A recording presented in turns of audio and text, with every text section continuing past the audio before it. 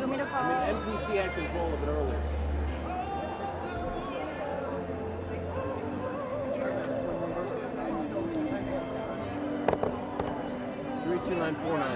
Hey there, this is Jim Long. I'm with the Vice President. I wonder if you can tunnel into my live view. I'm out in the wild. I'm 32949. 32949. I'm currently on DC 11. I'm the bandwidth's real shitty here.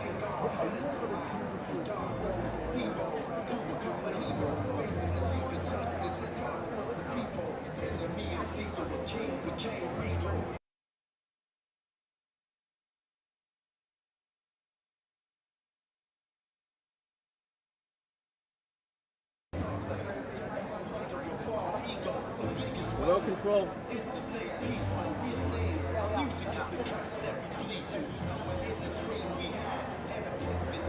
Okay, we're on 10 seconds away then?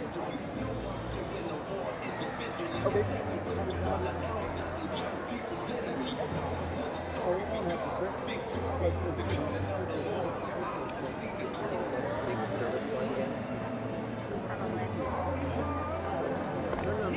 Situation right now.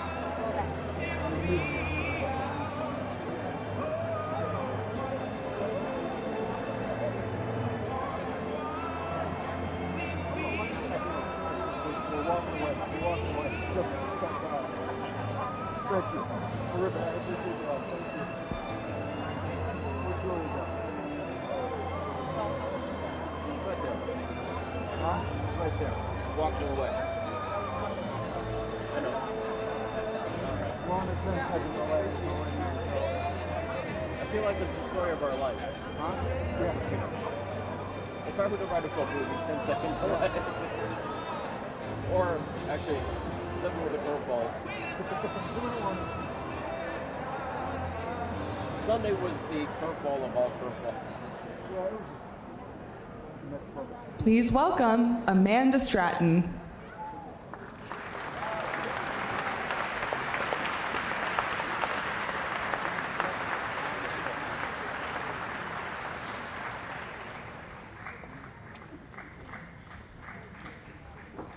We're now on a 10 seconds away. And we're solid. Good afternoon, and thank you all for joining us. I'd like to start by extending a warm Michigan welcome to Vice President Kamala Harris.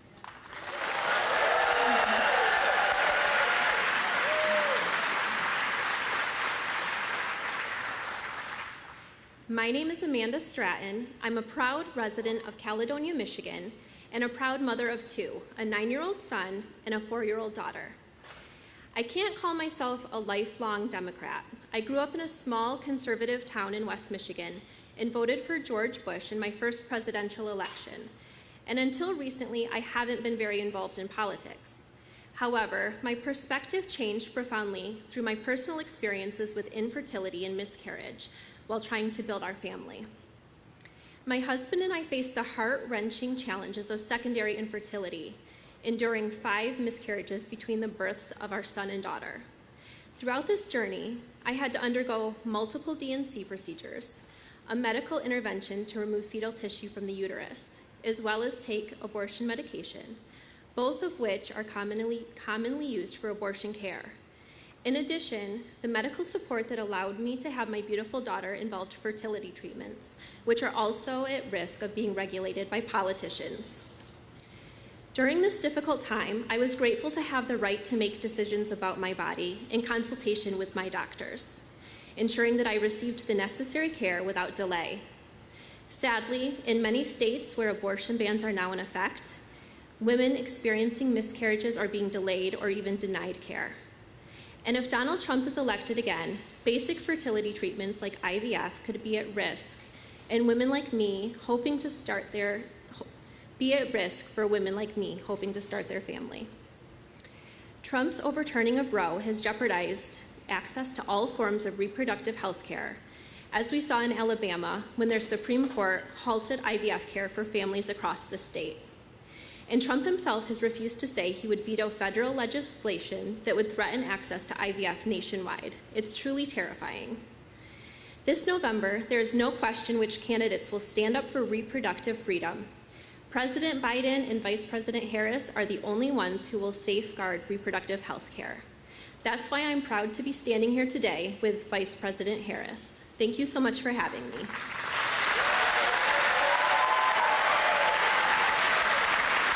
Please welcome Olivia Troy.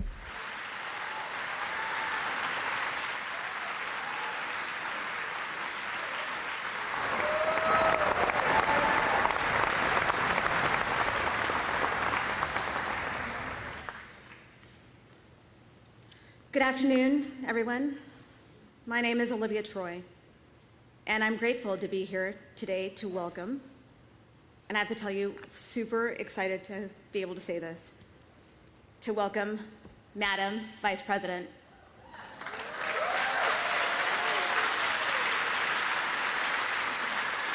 I'm a former Trump-Pence administration national security official, and I like to call myself now a recovering Republican.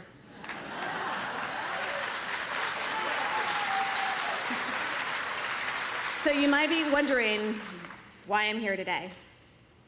The truth is, I'm here today because I can tell you as a former official in the Trump-Pence administration, the Project 2025 plans for a second Trump term are very real. Coming from a party that I supported for my entire life, supposedly concerned about individual privacy and liberties, Trump's Project 2025 is a complete government overreach. Project 2025 would ban abortion nationwide, even without the help of Congress, including right here in Michigan. It outlines plans to criminalize providers for sending or receiving medication abortion in the mail. It talks about tracking miscarriages and reversing protections for a woman's right to emergency abortion care. The plan even outlines policies to restrict access to contraception, including allowing employers to deny workers access to birth control coverage and even targeting emergency contraception. And if you don't believe this is real and that they will do it, I can tell you, when I was in the Trump-Pence administration, I saw a draft of one of these executive orders that's referenced in Project 2025. It was being written back then. I was warned to keep my head down, to be careful and not say anything about it, and that hopefully I would be okay. I know the authors of this plan because I worked with them. I was in cabinet and policy meetings with them. I'm here because I refuse to stay silent.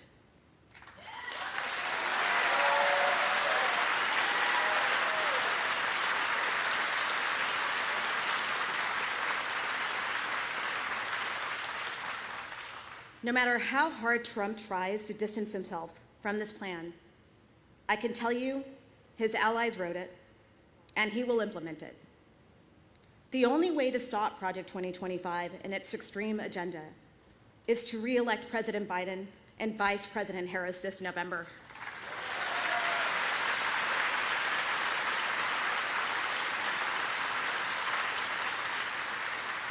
President Biden and Vice President Harris have been fearless fighters for a woman's right to choose and believe these decisions should be made between women, their families, and their doctors, not politicians.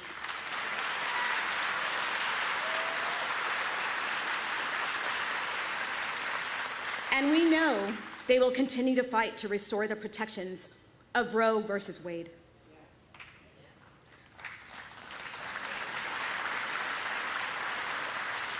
The choice this November is clear.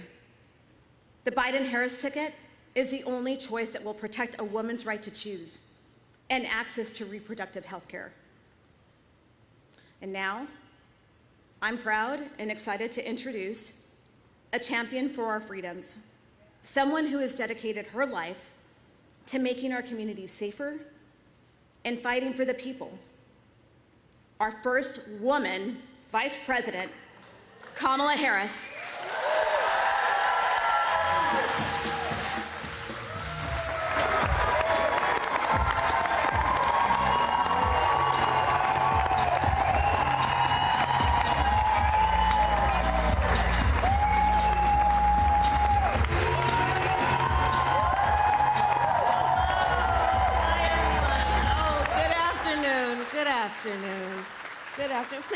seat, everyone. Please have a seat.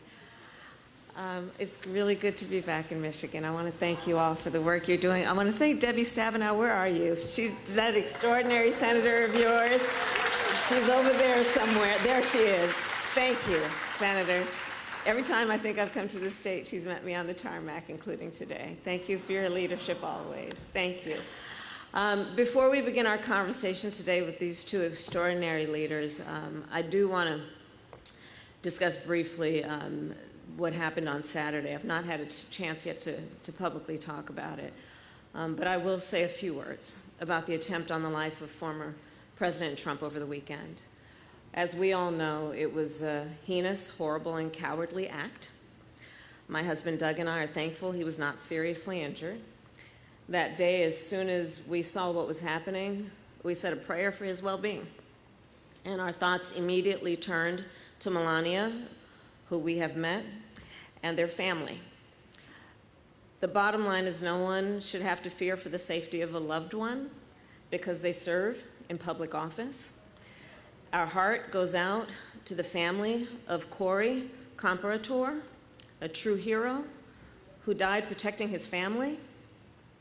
And Doug and I, of course, are holding them close in our hearts. We are also wishing those who were critically injured that day a swift and full recovery. And we are thankful to the United States Secret Service, the first responders, and local authorities. The United States of America, I believe, is the greatest democracy the world has ever known. Yes.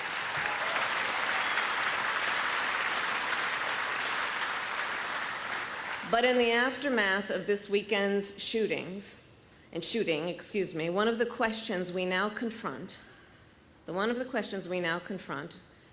is about the way we should engage with one another in this campaign.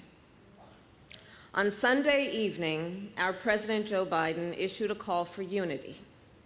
And there must be unity around the idea that while our nation's history has been scarred by political violence, violence is never acceptable. There can be no equivocation about that.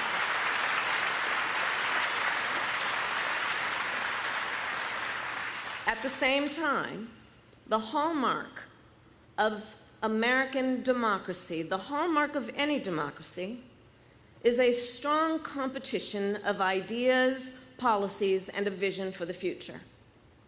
And just as we must reject political violence, we must also embrace a robust discussion about what is at stake in this election. The surest way to reaffirm the strength of our democracy is by engaging in a vigorous and civil exchange of ideas. And one of the ideas and one of the principles that is at stake in this election is the issue of reproductive freedom. And that is why I am here today to discuss that topic, and I look forward to our conversation. Thank you all very much.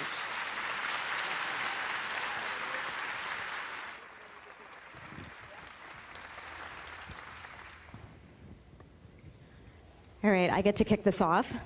It's an honor. I'm here as a conservative, pro-choice woman. And I don't think 10, 5, or even maybe 2 years ago, we would have been talking about reproductive rights in elections. Because it was seen as too controversial, not a winning issue, and frankly, it seemed like settled law. Clearly, the landscape has shifted 180 degrees. How do you see this moment and how we got here? So first, I want to thank the two of you for your extraordinary courage and leadership on this issue. The voice that you each have carried and continue to carry is the voice of so many people who may not have the ability to do what the two of you have done so courageously, and I thank you for that. And we should applaud their courage. It takes a lot of courage to do what you two are doing. Extraordinary courage. So, just over 2 years ago, the highest court in our land, I think about it, the court of Thurgood Marshall and RBG took a constitutional right that had been recognized from the people of America, from the women of America. And thereafter, in state after state, extremists proposed and passed laws that would punish healthcare providers. I mean, in a state like Texas, you know, their law provides for life in prison for a doctor who administers care. Laws that would punish women, criminalize doctors, punish women. Laws that make no exception even for rape and incest. You know, many of you know I started my career as a prosecutor. You may not know one of the reasons why. When I was in high school, I learned that my best friend was being molested by her stepfather. And I said to her, you have to come stay with us. You have to come live with us. I called my mother. My mother said, of course she does. And she did. So I decided I wanted to take on a career that was about protecting, in particular, women and children from violence. And the notion that these extremists would say to a survivor of such a crime of violence and a violation of someone's body, and to say to that survivor, and you have no right or authority to decide what happens to your body next, that's immoral. What has been happening in our state is that, you know, I've talked with so many women who have a similar story to what you have shared, women who want to have children and have gone through the horrible experience of a miscarriage and need care, need medical care, and denied access to an emergency room because the healthcare providers there believed they would be exposed to a criminal case if they helped. The number of stories that I've heard about women and their partners, their spouses, their families silently suffering. Think about what's happening in our country when you know that the majority of women who receive abortion care are mothers. Okay? Well, God help her if she's in a state with a ban. God help her if she has paid family leave or affordable child care. Think about, you know, I say to my staff and my team for years, I say, you know, in public policy, always ask, how does this impact a real human being? Right? So think about what we're saying to her. That she's going to, God help her if she's got extra money to buy a plane ticket and for a hotel room. And then what does that mean? She has to go to the airport, stand in line at TSA, get on a plane, sit next to a perfect stranger, go to a city where she's never been to receive this care, to only get back as soon as she can because she got to take care of those kids. Her best friend's not with her because her best friend taking care of the kids. Think about what we're putting people through. The other thing, though, that I have experienced in these 2 years as I travel around our country, and I've taken almost 100 trips in connection with this issue. It's my 6th time since the Dobbs decision coming to Michigan. And one of the things I've found also are the stories of people who tell me about themselves. You know, I once felt very strongly about this. Didn't believe in abortion, didn't believe in it. That was right? And they are saying, but I didn't expect this would happen. That was the household I grew up in. That was me. Right. And my mom. We're conservatives. We grew up in a conservative Catholic household in Texas, very Republican family. Mm-hmm. That was me. But we've evolved.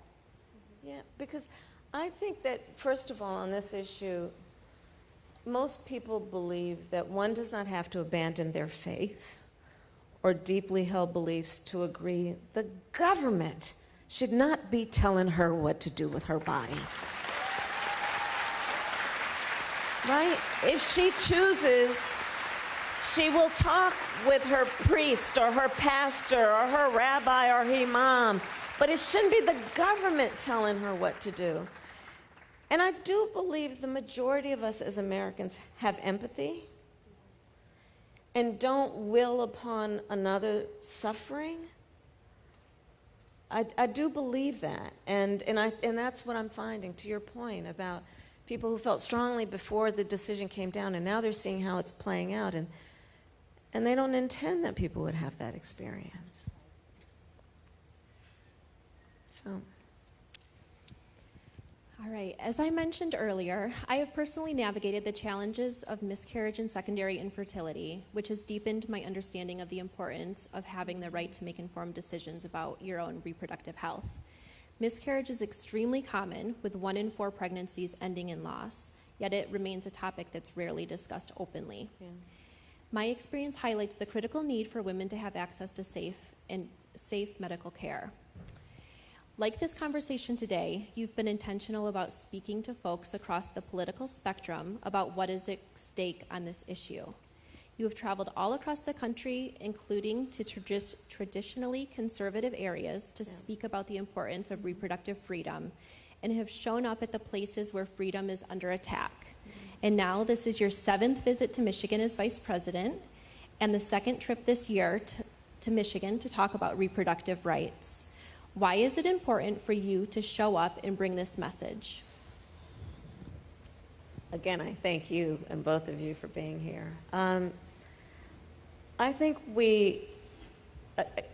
I'll repeat the point that I made earlier. I think that most of us agree that we shouldn't allow supposed leaders to do things that hurt people. You know, there's something very basic about this. I think that there is something that is very basic about this in terms of who we are as Americans and our founding principles, which include a founding principle that we believe in freedom. We believe in freedom. Freedom from the government telling us what to do about matters of heart and home. We believe in the right of people to make basic decisions like when and if they will start a family and how. In traveling the country, part of what I point out, which is what we all know, regardless of your gender, think about this. If we, in this year of our Lord, 2024, have a state of being where the government can tell you what to do with your body, I mean, the most basic of things you should have control over, everybody better watch out about what other freedoms you're taking for granted.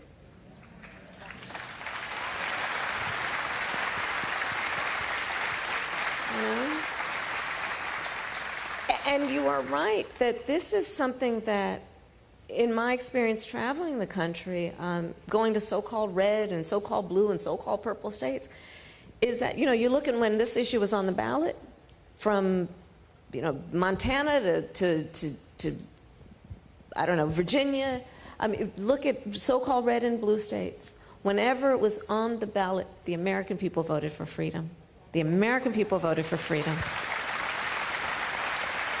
So I think it's basic. It's something that should also, in this moment in our country, where for the last few years we've seen such division and attempts to divide us. This is a very, very serious, pivotal, foundational issue. But what we have seen is when the American people are presented with this issue, regardless of what party they're registered to vote with, they stand for freedom. Yeah. In that vein, and thank you, by the way, for traveling, for all the travel that you've done to reach the more conservative areas. I think this is an incredibly important conversation and moment to have. The extremists are not done. For me, and I think Amanda would probably say the same, this isn't the Republican Party I grew up with. This isn't the party that I supported. About the things that I'm seeing that Donald Trump has implemented along the way, and I have greater concerns about what's to come. Yeah. What do you think is next? We have 111 days to determine that.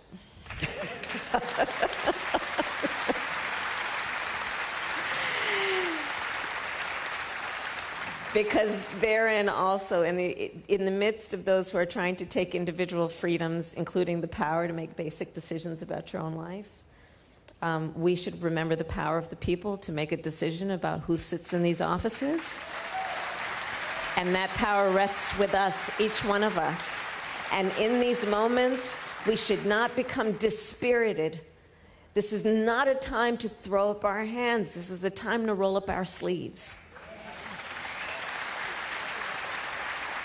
But you're right. I mean, so the former president, first of all, listen, he hand-selected 3 members of the United States Supreme Court with the intention that they would do exactly what they did. And he's told us over and over again who he is on this subject. And then now, well, you know, there's a bit of a gaslighting going on where, oh, well, no, I just believe it should go to the states. Okay, so first of all, any of the historians here will know what that means when we start pushing states' rights. But let's put that aside.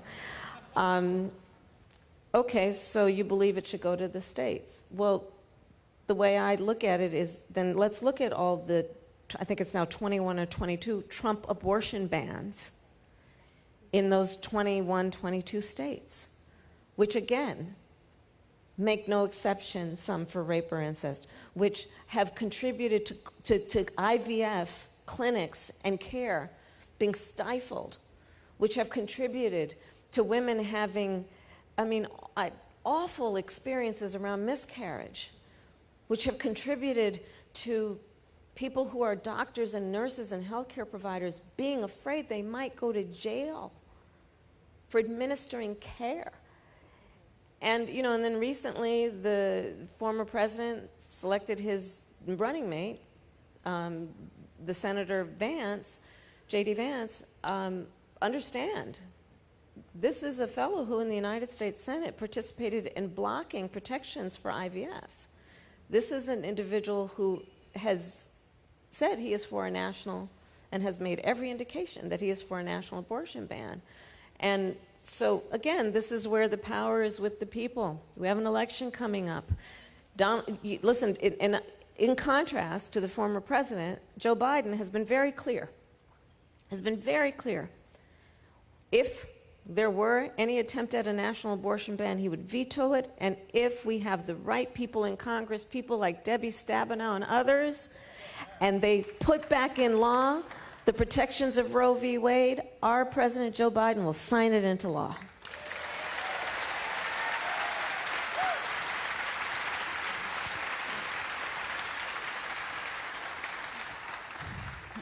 So pivoting a little bit, this is an issue that I personally very much care about. I've worked on a lot, especially having a family member that experienced gun violence. As you mentioned in your opening remarks, gun violence in America is top of mind for so many people right now. Yeah. And there is no place for political violence or gun violence in our nation. Last year, I was proud to advocate for new laws that were passed here in Michigan. I advocated as a gun owner, a responsible gun owner, including a red flag law, universal backpacks, expanding them, and a safe storage law. But we know that we still need additional reasonable gun safety laws at the federal level. How are you and President Biden working to address gun violence in America? So, Olivia, you've been a great leader on this, and I'm sorry for the personal tragedies that you've experienced. Gun violence in America today is the #1 cause of the death of children in America. Think about that. The #1 cause of the death of children in America is gun violence. Not car accidents, not some form of cancer, gun violence. Today in our country, 1 in 5 Americans has a relative, a family member who was killed by gun violence. And it doesn't have to be this way. And it's a false choice for people to say, well, you're either in favor of the Second Amendment or you want to take everyone's guns away. I'm in favor of the Second Amendment. I'm also in favor of the assault weapons ban, of universal background checks, red flag laws, right? And to your point, the leadership here in Michigan has been extraordinary on this. And we need people in Washington, D.C. to watch what you all have done and how you've done it, because you've also pulled together coalitions of people, Democrats and Republicans and independents. That bill doesn't care who you're registered to vote with. Think about this. And then think about it in terms of the trauma. So last fall, I started a college tour. By the way, I love Gen Z. If you have Gen Z in your life, maybe it's complicated for you, but they're really great. They're really great. And among the many things that I would ask, these auditoriums full of these young leaders, I would ask them, raise your hand if at any time between kindergarten and 12th grade you had to endure an active shooter drill. It was bone-chilling.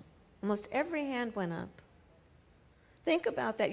When I was growing up, I'll speak for some of us here, I think, we had fire drills. But this is a whole other thing. And our young people think there should be in the classroom experiencing the wonders of the world, and some part of their brain is concerned that someone will bust through that classroom door. And think about the trauma that gun violence has exacted not only on our young people who are afraid of what might happen in the context of a mass shooting. Think of the trauma in terms of everyday gun violence that happens in places around our country. That trauma being undiagnosed and untreated. There are so many permeations and ramifications of this gun violence. In fact, we just announced a couple days ago, under the president and our administration, we created 988. In fact, I'd encourage everyone here to know about it and pass it on. And it's basically a crisis line where people who are in crisis, it's not only a talk line, but there are mental health professionals who answer it 24 hours a day, 7 days a week, anonymously. So people can text or call when they're experiencing crisis to bring it down and also to know where to get help. But these are all the ramifications of this. And the solutions don't really require that much creativity. What they do require is people in the United States Congress to have courage to act and do what we know is the right thing to do, and not cower based on special interest and powerful lobbyists who are encouraging them to do something that actually is contrary to what is the health and well-being of our nation on such a specific issue. I've been sharing my personal story with the hope of encouraging women across the country to vote for candidates who support the right to choose, because I firmly believe that politicians have no place in family planning, especially when it doesn't go as planned. Here in Michigan, we worked hard 2 years ago to pass Prop 3 to protect reproductive freedoms, reflecting the belief of 57% of Michiganders that every person has the fundamental right to reproductive freedom. However, with the upcoming presidential election, there's still so much at stake if Republicans gain control and are allowed to implement a nationwide abortion ban. With the election just 4 months away and the potential implications for reproductive rights, how are you planning to engage and mobilize voters, and what strategies do you think will be most effective in reaching and inspiring people to take action? Thank you, Amanda, for that. One piece of this is to really remind people that they're not alone. I think there's something that has happened, I mentioned it earlier, that is making people feel like, are people there for me? And we have to remind people we're all in this together. I think this is a moment that we have to be very intentional about building community, about reaching out to the folks we know, relatives, neighbors, coworkers, and reminding them that we're all in this together and that we can make sense of it if we try. And part of making sense of it is reminding everyone in an election year their power to determine very important issues through their vote. And so that means, reminding people to register to vote, reminding people to go online. There's iwillvote.org and to make sure you know where you're registered, because sadly in so many states in our country right now, they're intentionally passing laws to make it more difficult for people to vote. They're passing laws that allow, for political reasons, that they'll reduce the number of polling sites so that people won't know where to go vote, or because there are reduced polling sites, the lines will be longer, which will deter people from standing in line, especially if they're working 2 and 3 jobs. They don't have the time. So let's remind people about the connection between their lives and their vote, between their power and the outcome of this election. Let's organize people building coalitions. Again, there are forces trying to divide us. We got to remember in our hearts and help people remember the vast majority of us have so much more in common than what separates us. We got to remember that, right? I think that's critically important. Sometimes these kinds of moments have a tendency, if not an intention, to make people feel small and make them feel alone and disempower people. I was saying we had a brief conversation earlier. I think there's this perversity that has taken place over the last several years to suggest the measure of the strength of a leader is based on who you beat down. When in fact, the true measure of the strength of a leader, I think we all agree, is based on who you lift up, right? That the character, and the strength, therefore, of a real leader, I'm looking at a room full of leaders. You wouldn't be here if you weren't. The character is such that that individual has some level of concern and care about the well-being of other people, and then does something about it to lift them up. So let's remind people of all of that, and let's organize, and let's energize, and let's mobilize. Literally call up and text and email folks and just bug them. Just bug them. It's okay. It's election time. They'll expect it coming from you. They'll still invite you over for Thanksgiving and Christmas. It's okay. But let's just stay on people, and in that way, let them know that they matter and that we're all in it together. So. Well, speaking of elevating people, as we come to the close of the program, though, I think what you're doing is incredible. I think this is exactly the way forward.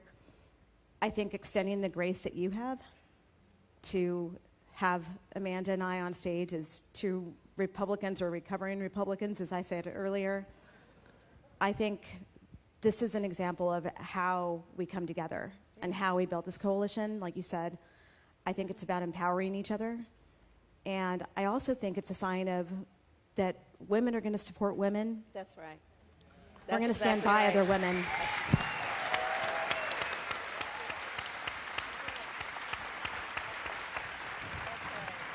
So I hope that that's a message that carries forward. And thank you for providing that avenue for us to come together. I do think that this is a big moment in time for our political system and what's at stake. And so I think that I hope that this serves as an example for others to have these types of conversations with each other, and to extend that grace and understand that we're going to stand by each other. They don't get to win when we're together. That's exactly right. Thank you. And with that, thank you all.